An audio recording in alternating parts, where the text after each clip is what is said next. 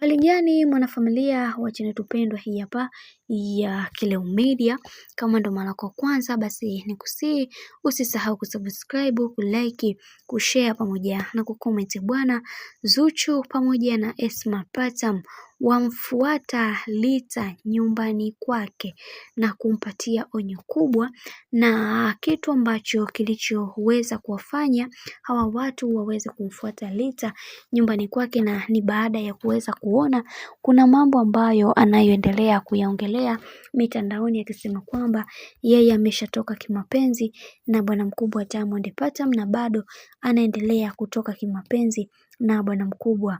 Diamond Platnumz. Hili jambo kwa upande wake limemuumiza sana na ameweza kuhakikisha anataka kuweza kulisolve hili. Sasa unaambiwa baada ya kuweza kufika huko, onyo ambalo waliloweza kumpatia, kiukweli hata Lita mwenyewe hataweza kurudia yale makosa ambayo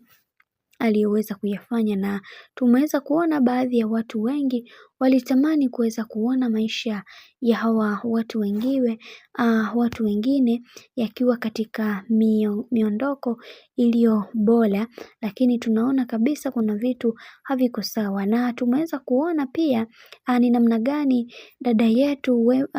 yetu Esma Patam alivyokuwa na mikakati na misingi imara kwa familia yake, na leo hii tumeweza kuona alivyoweza kuzungumza na Lita akimwambia kwamba wewe ni mwanamke mwenzetu, hivyo hakupaswa kuweza kuhakikisha kila kitu kinakwenda kuwa sawa katika kila jambo ambalo liliweza kutokea katika maisha, na mimi binafsi nitahakikisha haya yote ambayo yanayoendelea nitayasolve, kwa sababu watu wengi wanatamani kuweza kuona mimi nikipiga hatua kubwa, na ninaamini katika haya yote Mungu atanisimamia na kila kitu kitakuwa sawa, kwa sababu nimeshachoshwa lawama za hapa